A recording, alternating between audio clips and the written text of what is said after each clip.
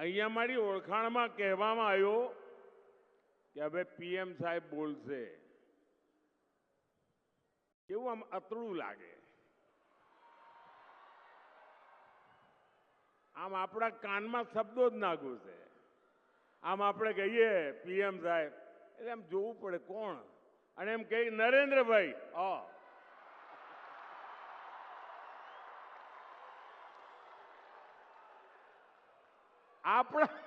આપણા નરેન્દ્રભાઈ, એની જે મજા છે ને ભાઈ, એ પીએમ સાહેબ માં ન હોય. અને જ્યારે ઘેર આવીએ અને ઘરના સ્વજનો, નરેન્દ્રભાઈ કેમ છો,